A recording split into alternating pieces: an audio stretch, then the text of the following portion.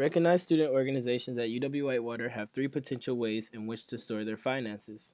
One option, which is available to eligible student organizations, is funding through segregated university fees in an associated account.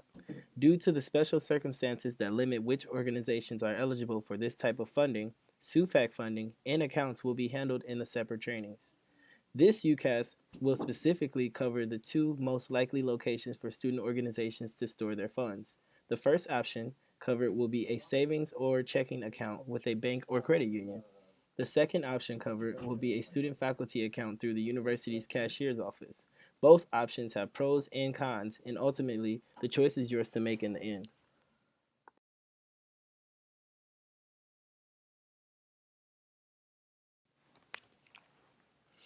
Recognized student organizations can open a bank or credit union account. Most will require a savings account with varying minimum balances. Like for personal accounts, debit cards, checks, and or other options are available to the student organizations. To open an account, groups will typically need to do two steps prior to visiting the banking institution. First, your group will need an employee ID number. This serves much like your personal social security number and is free to apply for through the wi.gov website. Second, you may be required to provide proof that you are recognized by the university. To obtain this proof, contact the Student Involvement Office requesting this proof. A letter will be provided that you can present to the bank or credit union. Once you have your EIN number and proof of recognition, visit the financial institution of your choice and they'll assist you in setting up your group's accounts. When considering this option, there are both pros and cons. The most significant positive is the full access you have to your organization's money. Debit cards, a checkbook, online banking, and other general benefits are good reasons to choose banking at a credit union or a bank.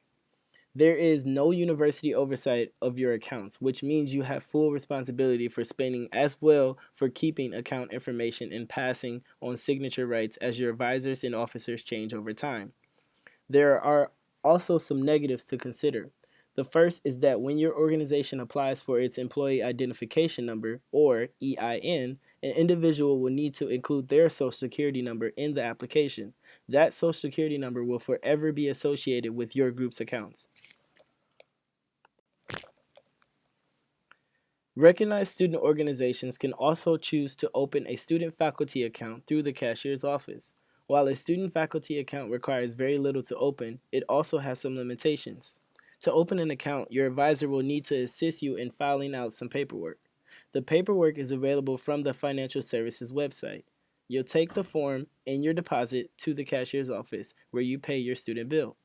For student faculty accounts, groups have the option to either request a check for a set amount or withdraw up to $100 in cash. While the university does not approve or deny your purchases, they will take out sales tax when it is appropriate.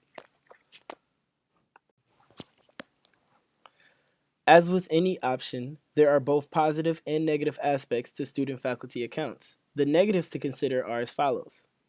Transactions can only be made between 8 a.m. and 4 p.m., Monday through Friday, as everything must be done when their offices are open. And cash withdrawals are typically limited to $100, and both the receipt for purchases as well as any change must be returned within one business day of the withdrawal.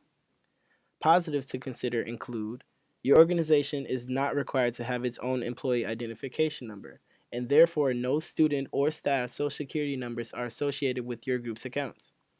As long as the money is coming from your student faculty account, any purchases that use your group's money for an appropriate purchase can use the university's tax exemption. Any fundraising you do where you deposit the money into your group's student faculty account may also use the university's tax exemption.